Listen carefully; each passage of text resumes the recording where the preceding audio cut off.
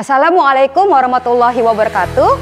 Ketemu saya dengan Rizka Januta Siregar, guru bidang studi matematika SMA Islam Anijam Medan. Hai, selamat pagi, tetap semangat. Ketemu lagi dengan pelajaran matematika yang sangat menyenangkan. Bertemu kembali dalam pembelajaran matematika peminatan kelas 10. Kita buka dengan lafaz basmalah. Tetap pada materi vektor, kali ini kita membahas tentang proyeksi vektor. Proyeksi adalah bayangan suatu objek pada garis atau bidang. Dalam matematika, proyeksi terbagi dua, ada proyeksi secara garis lurus atau ortogonal, atau juga proyeksi miring. Nah, dalam vektor yang kita bahas adalah proyeksi secara tegak lurus atau ortogonal. Oke? Perhatikan gambar di sini. Ada sebuah vektor A, kemudian ada vektor B, kemudian kita akan memproyeksikan vektor A pada vektor B. Bagaimana caranya? Seperti yang tadi saya katakan, dalam vektor kita mempergunakan proyeksi secara tegak lurus atau ortogonal. Berarti kita tarik garis tegak lurus dari vektor A menuju vektor B. Dari mana? Dari ujung vektor A-nya. Ya. Berarti dari ujung vektor A kita tarik garis tegak lurus. Tik, tik, tik, tik, tik, tik, tik, ya.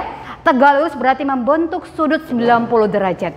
Oke, disinilah dia ujung dari vektor hasil proyeksinya. Oke, vektor A saya proyeksikan ke vektor B, ambil tarik ya, atau ambil atau tarik garis tegak lurus dari ujung vektor A menuju vektor B. Kemudian dihasilkanlah vektor hasil proyeksi. Mana dia vektornya? Kita ambil dari pangkalnya ya, menuju ujungnya ini. Nah, yang garis berwarna biru inilah yang dikatakan vektor hasil proyeksi, yang dinamakan juga dengan vektor C. Oke, jadi bisa dikatakan proyeksi vektor A pada vektor B adalah vektor C. Oke. Setelah kita menemukan vektor C yang merupakan hasil proyeksi dari vektor A terhadap vektor B, kita akan menentukan dua hal. Yang pertama, kita akan menentukan panjang dari vektor C itu sendiri, atau nanti dikatakan proyeksi skalar. Yang kedua, kita akan menentukan persamaan dari vektor C-nya, atau dikatakan proyeksi vektor atau juga proyeksi ortogonal. Di part kali ini kita akan membahas tentang proyeksi skalar. Next video selanjutnya kita akan membahas tentang proyeksi vektor atau proyeksi ortogonal. Kita lanjut saja. Kita akan bahas tentang proyeksi skalar. Proyeksi skalar adalah menentukan panjang dari vektor C, ya kan? Bagaimana menemukan rumusnya? Kita pergunakan rumus perkalian dot skalar antara dua vektor. Masih ingat kan rumusnya? Apa itu?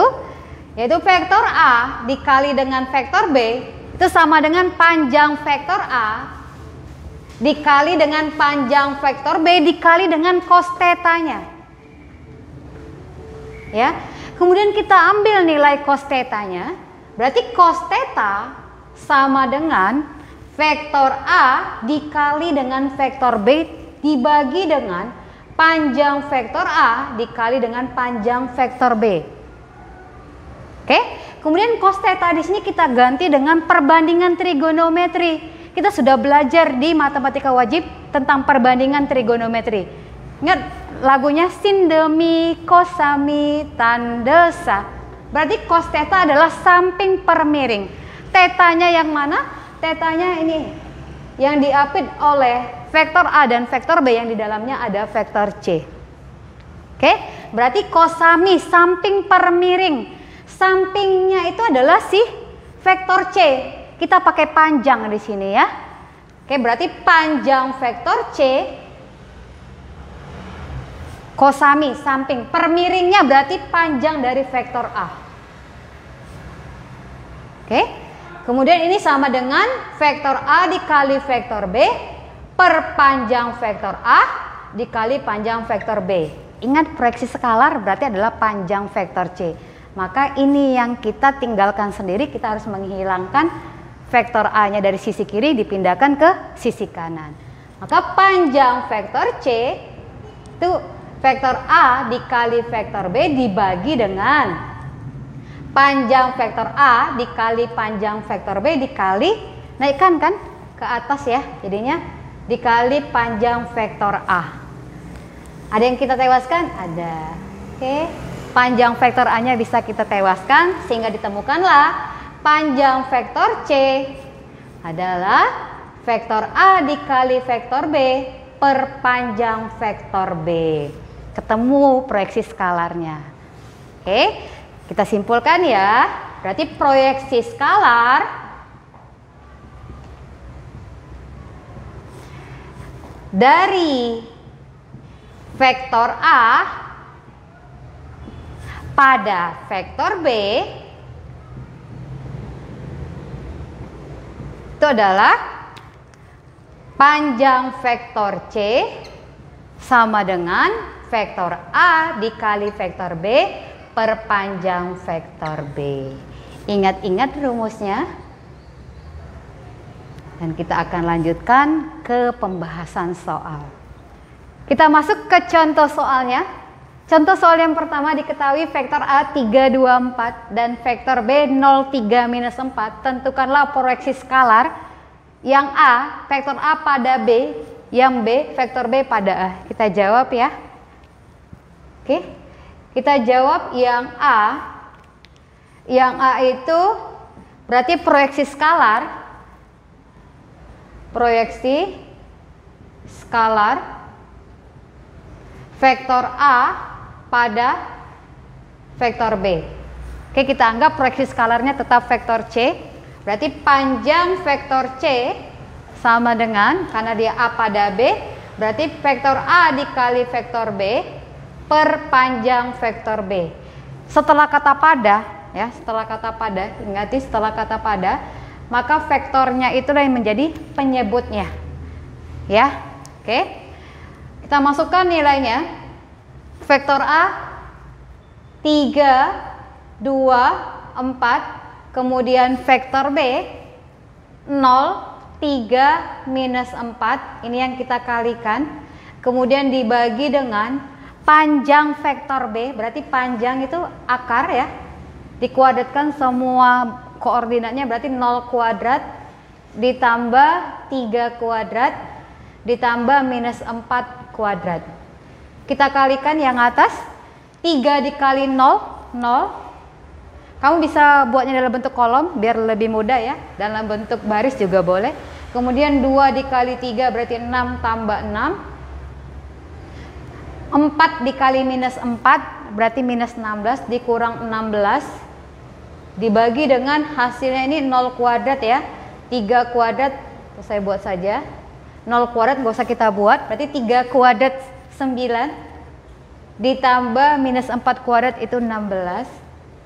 Maka hasilnya 6 dikurang minus 16 itu minus 10.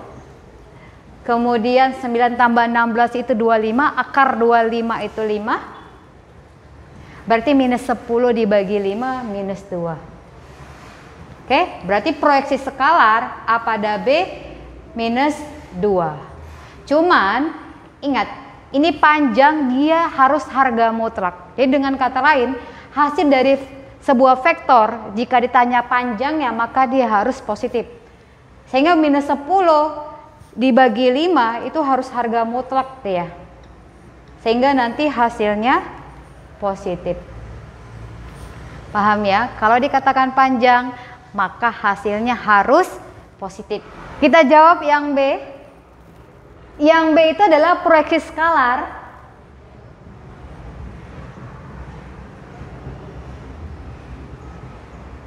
skalar vektor B pada A. Maka panjang vektor C ya, vektor A dikali vektor B yang setelah kata pada itu adalah vektor A, maka penyebutnya adalah panjang vektor A. Paham ya? Setelah kata pada, maka itulah yang menjadi penyebutnya. Kita masukkan nilainya. Tadi kita sudah memperoleh vektor A kali vektor B seperti yang ini. Hasilnya berapa tadi? Minus 10. Ya. kemudian dibagi dengan panjang vektor A. Kita kuadratkan semuanya, berarti 3 kuadrat ditambah 2 kuadrat, kemudian ditambah 4 kuadrat. Oke, ini harus harga mutlak minus 10 dibagi dengan akar 3 kuadrat itu 9, ditambah 2 kuadrat 4, ditambah 4 kuadrat 16. Ya, setelah kita mutlakkan berarti hasilnya jadi positif 10 per akar 9 tambah 4 13. 13 ditambah 16 berarti 29, akar 29. Oke, kalau kita rasionalkan jadinya 10 per 29 dikali akar 29. Paham ya? Kita masuk ke contoh yang kedua, panjang proyeksi vektor A ke vektor B dengan vektor A sama dengan 3i tambah 4j dikurang K, kemudian vektor B i dikurang 2j tambah K. Oke, kalian ditanya panjang proyeksi, ini juga sama dengan proyeksi skalar ya. Jadi rumus proyeksi skalar vektor A pada vektor B. Oke, jadi panjang vektor C itu sama dengan vektor A dikali vektor B per panjang vektor B karena dia pada vektor B. Kita masukkan nilainya, si A itu dia 3, kemudian 4, kemudian minus 1 dikali dengan vektor B-nya 1, minus 2, 1, kemudian dibagi dengan akar.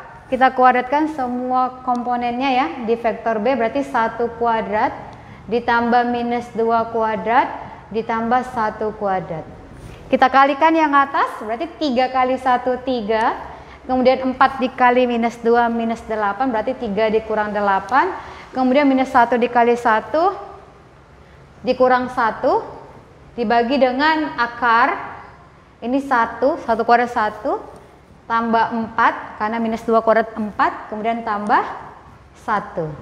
3 dikurang 8 itu minus 5, kemudian minus 5 dikurang 1 minus 6 dibagi dengan akar 6 ya. Oke, ini kita mutlakkan lagi karena dia panjang harus positif. Hasilnya 6 per akar 6. Sama-sama kita rasionalkan dikali akar 6 seperti biasa.